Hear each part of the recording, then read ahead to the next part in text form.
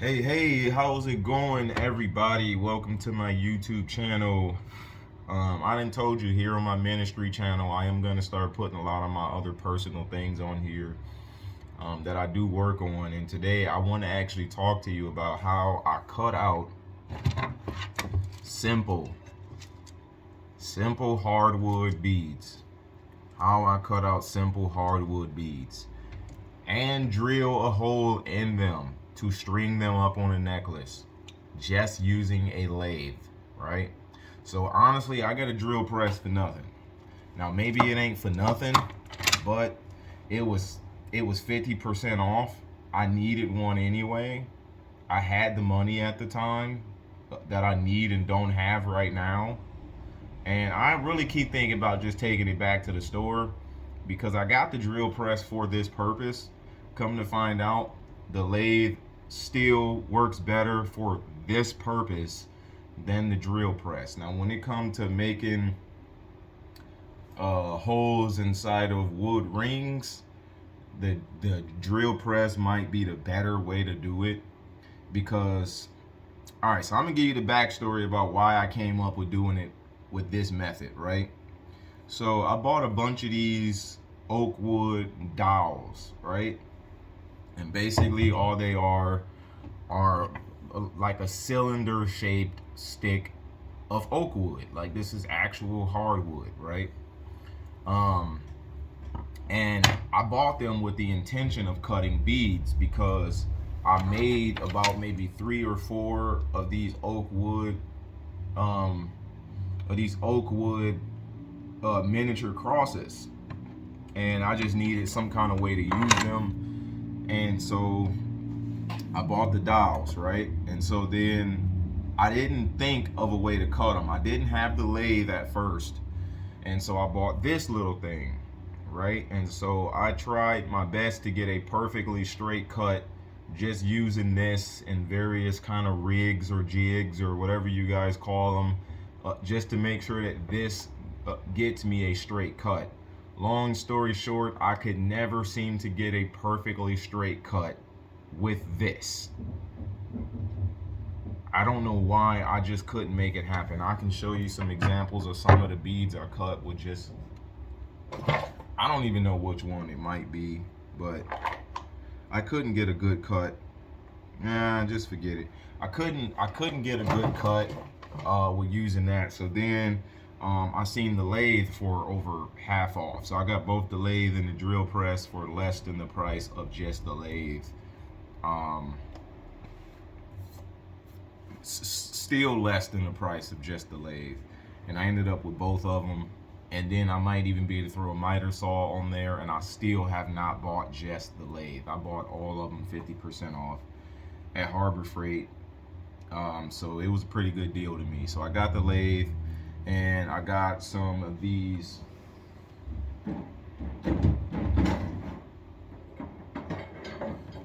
I got a bunch of these little wood turning chisels, and I started actually parting out my beads with these wood turning chisels. Now the thing about using the wood turning chisels to part out your beads is I'm gonna show you something. Is you can start to get a little bit of a bevel on the edge of your beads, and that's how I made my first one. I don't know if you can see, but the edges of those beads are not 100% flat. They are a little beveled off on the edge because that's just the design I wanted. But then I thought, like, if I were gonna mass produce these oak wood beaded necklaces, I need to eliminate some steps, make this faster, make it more accurate between each piece, you know, and make it a little bit more neat. So doing that whole beveled edge thing, yeah, it works, but it's another step in the process that could cause flaws in my final product. So with this one, I just eliminated that step of getting the beveled edge. I just wanted simple flat beads that I could use to at least get some products up on my new and upcoming Etsy store. And so I just so what I did was I took this oak wood dowel. I actually cut it in half so that way it could fit on my lathe. I took my ruler and I lined up my ruler with my dowel, right? And I marked every 1/2 inch. I marked every 1/2 inch.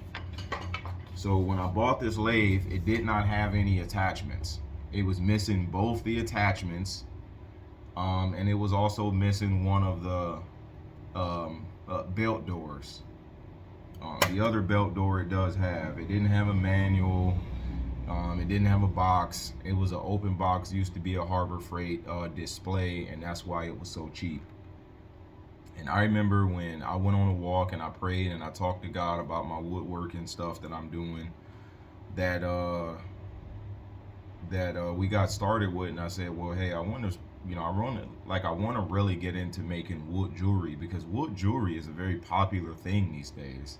If you go to jewelry stores and you look at wedding bands, you'll see a lot more wood wedding bands now than you ever have seen, because a lot of people like them. And this is one that I made. This is an African zebra wood wedding band that I personally made, and I made this before I had a lathe. I made it before I had a drill press.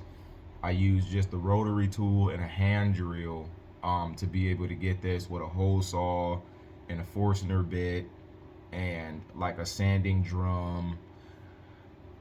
So yeah, it took me a while to make this. It's not perfect, which is why the inner hole is a little oval shape, because that sanding drum getting the final size, you can't really know exactly if you're going in a perfect circle. All you know is you just need to get it to fit, right? So enough about that. But I got the lathe. It didn't have any attachments. Harbor Freight didn't have the attachments. The little two things that go on there with the points. I don't know what that's called. All I know is this didn't have it.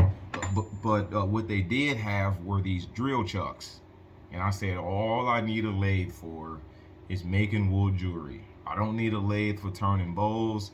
I don't need a lathe for turning cups. Just making wood jewelry out of wood and epoxy, right? That's all I need it for, is to spin a piece of wood so that way I can get the shape that I need. So I just bought 2 drill chucks. And I put one in here, one in here. So the biggest size I can use is a 1/2 inch, because this is a 1/2 inch drill chuck. And so now that I got all of my every 1/2 inch marked, I go ahead and I slide. Well, I close this down. You gotta have a little bit of sacrificial wood that you can use to smash down on the drill chuck. So out of all these beads, yes, I'm gonna be missing enough wood to get a bead and a half, because that is gotta, that's what is gotta be clamped down real tight inside the drill chuck. So I'm not gonna be able to use that little piece when it's done, but I get enough beads for that 1.5 bead worth of wood not to matter. And so I slide my drill chuck in, right? I'm gonna show you this. So just in case you might want to get started with making wood jewelry. So I was actually gonna start mass producing this. I did to be able to mass produce this. And don't worry about how dirty my desk is. It is always dirty, because heck, man. And so what I do is I make sure that this chuck is all the way open, because I don't need this chuck clamping down on this and ruining my bead. And so I slide this just until we get to that line, but not past the line, but right there on the line. And with it right there on the line, I close this down so that this does not move on me, right? I make sure this is tight so that way this doesn't start spinning and spinning this out or back in anywhere. And then what I do is because now I can actually keep this blade straight up against this drill chuck, which is going to result in a perfectly straight cut, right? And that's the problem I had just using this by itself and trying to put it up in some kind of jig or rig or whatever you guys call those things, is that I'm still risking this turning, you know, ever so slightly every time I try to make the cut, and it just wasn't working right. And you gotta be careful with this, because sometimes this will loosen up. I mean, it won't really like cause damage or anything like that to you, but it can actually damage your piece if you're not careful. So I would tighten this every other bead or something like that. And so now that this is spinning, I can lay this blade right on there, flat up against that drill chuck.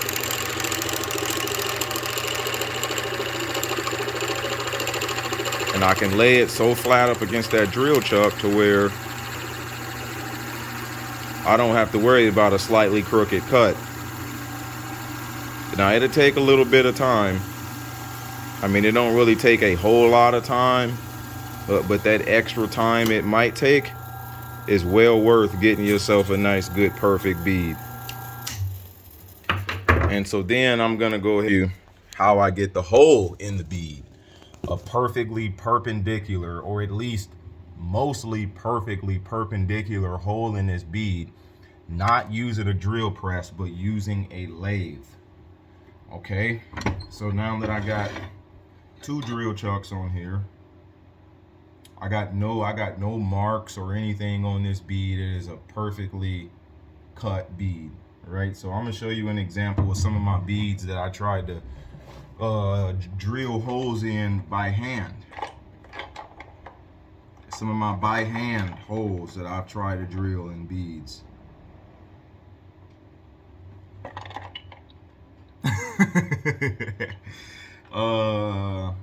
And then some of them I tried to use the drill press, and I had a drill press vise. I didn't have an expensive vise, but the problem with using a drill press vise is that it's not necessarily that easy to get the bead in the vise in a straight up and down fashion. So then once you get that hole started, you know, you are drilling in the wrong spot and it's kind of off somewhere.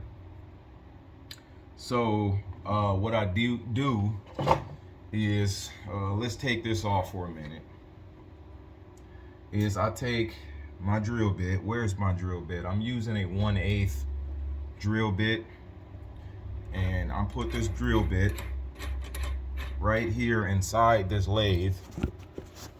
Let me bring this down some. I put this drill bit right here inside this lathe. I don't want too much drill bit hanging out, because once that drill bit goes through the wood, I don't want it to then hit the other side of this right here. So have just enough drill bit out as what you need. And this drill bit actually goes to my rotary tool. The original pack of drill bits I had, the 1/8, it broke. So all right, so here's what I do to get a perfectly perpendicular hole in this 1/2 inch bead. So this is 1/2 by 1/2. It's 1/2 thick, 1/2 long. So I set this down. I set the bead down, right? I set the drill chuck down.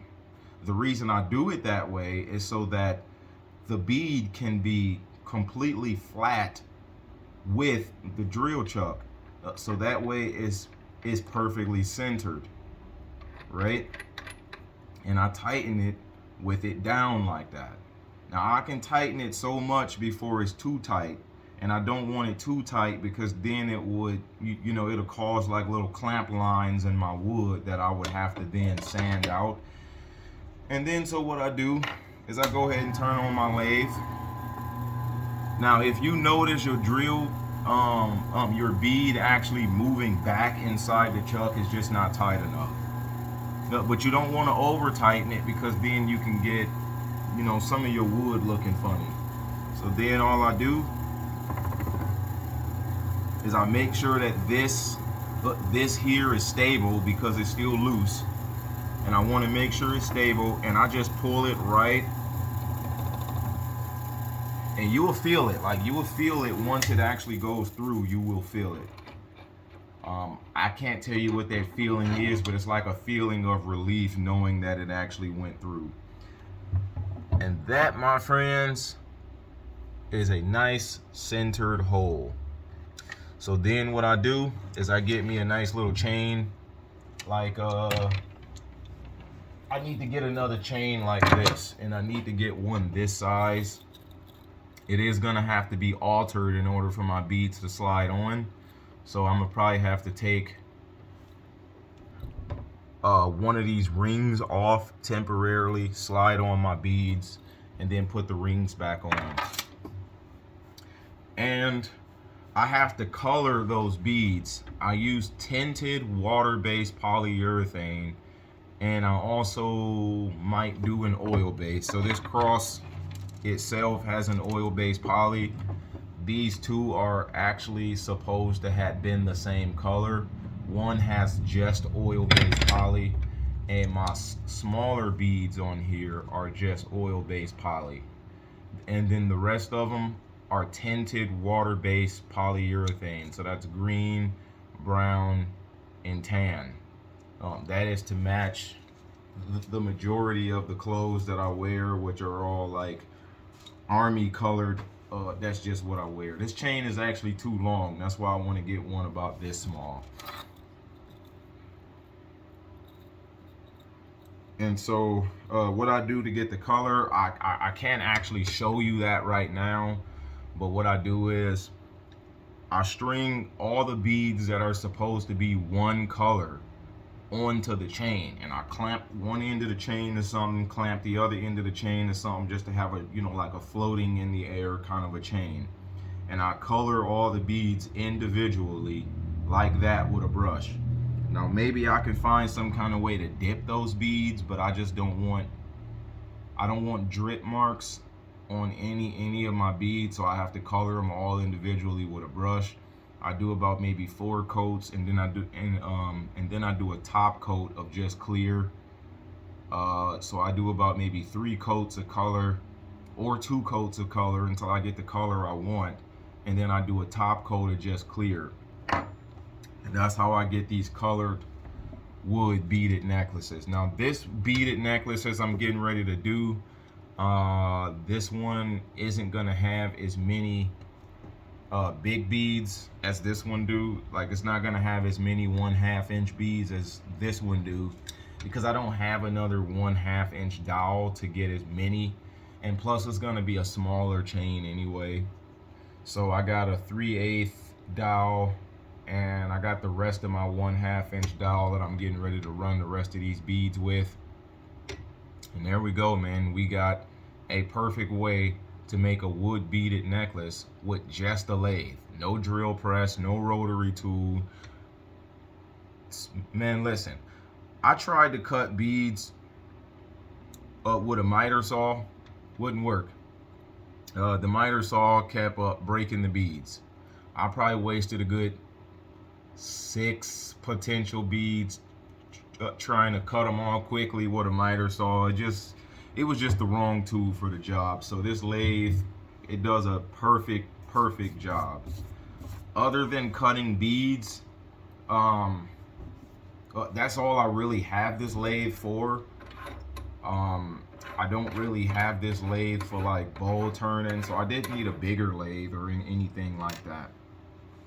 The sad part is, yes, you are gonna have to do some readjusting every time you cut a bead. So every time you cut a bead, you got to move this up. You cut another one, got to move it up. Cut another one, got to move it up. Got to turn it on, turn it off. Yes, that can become a little time consuming. See, look, this is what I'm talking about. Like, those are the clamp marks I don't want on my beads when I'm drilling the hole in. But I gotta have a little bit of sacrificial wood that I can use to put clamp marks in when I'm doing my cuts. Just a little bit of sacrificial wood, not too much. just enough to get it held on. And you can also use a lathe to use, let me show you something. You can use a lathe and take like regular block wood.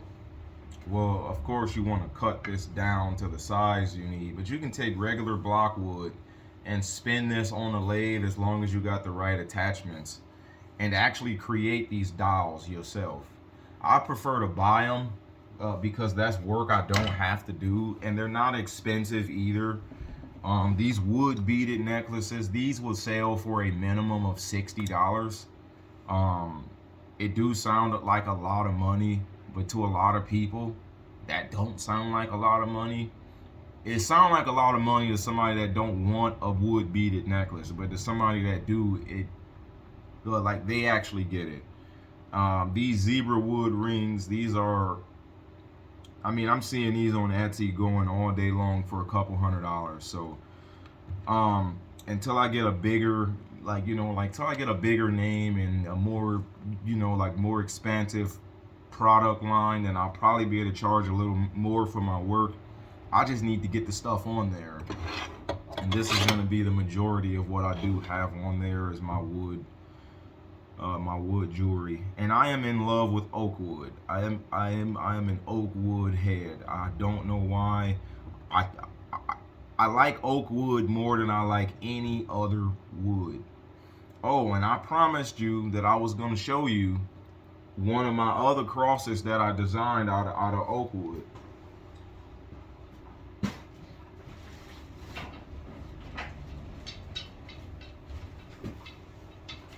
So this one, it's got a twin brother. It's got a twin brother, and it's actually not done yet because I need to, you know, I need to keep that from moving back and forth. This has got a twin brother, and on the inside of this, it lights up.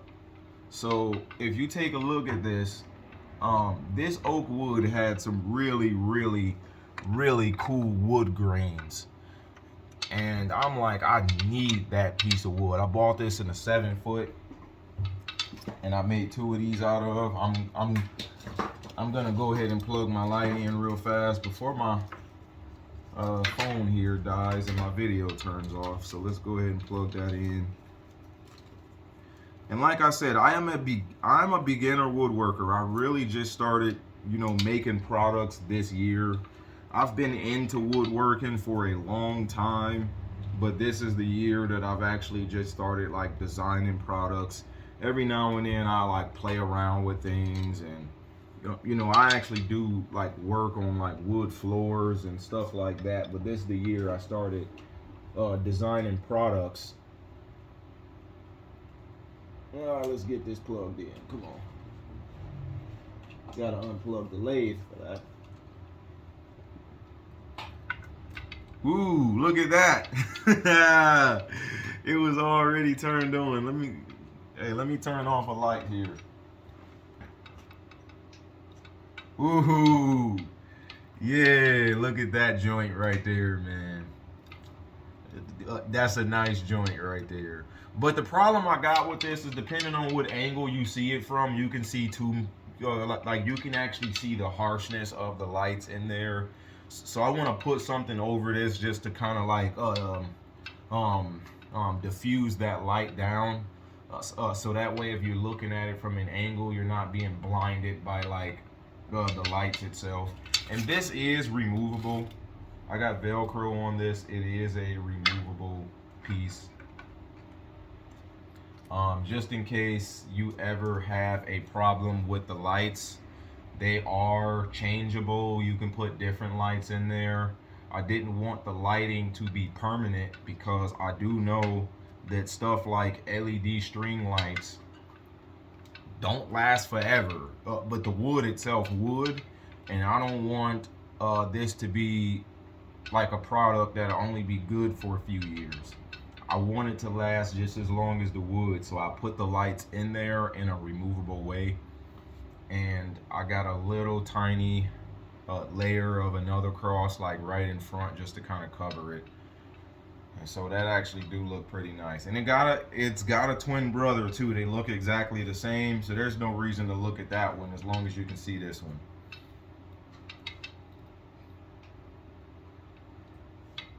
Yeah, that's nice.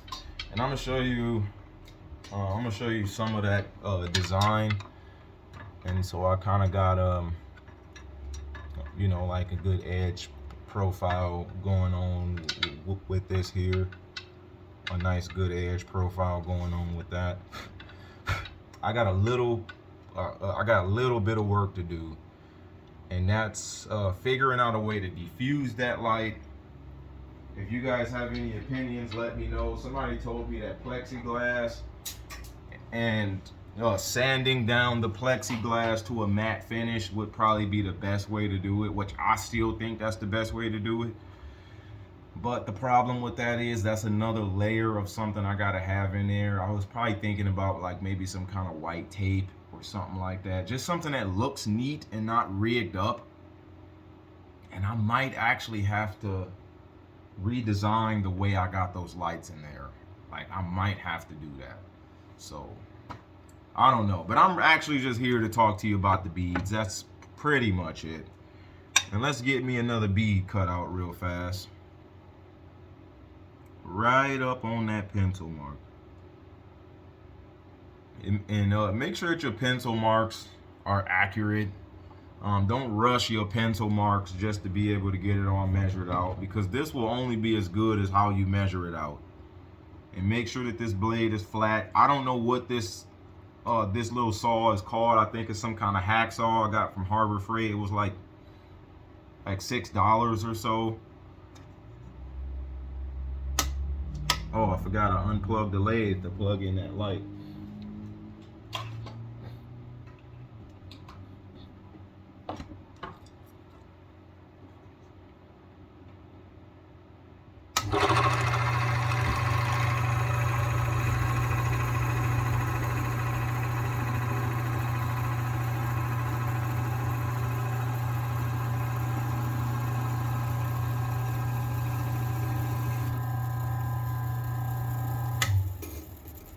That is what get me a perfectly straight, accurate cut each and every time. I don't have anything inconsistent, so this is a perfect way to be able to mass produce a lot more beads. No, I don't have the edge profile on these beads as I do on the ones I'm wearing, but honestly, it might not really matter that much anyway. So these are the first, this will be the second wooded necklace I made. And I just really want to see how a bead with no edge profiles could actually work. Now, yes, I get it.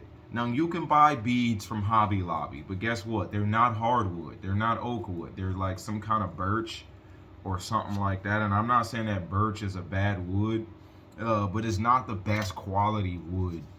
You know, these will not break as easy. And I mean, like buying the wooded beads at the store, they just look cheap. These look, you know, like quality beads, man. They actually do.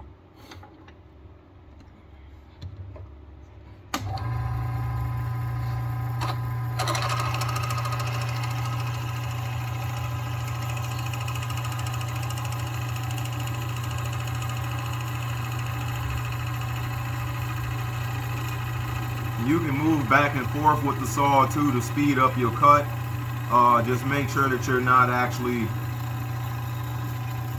ruining it being straight. So to speed up your cut, you can rock back and forth with the saw. I do that sometime. And the direction of the blade do matter. Like you want the wood to spin against the teeth and not with the teeth. So like, yes, I can actually turn this around the other way, but then the wood will spin with the teeth and not against the teeth, and I won't get as fast of a cut.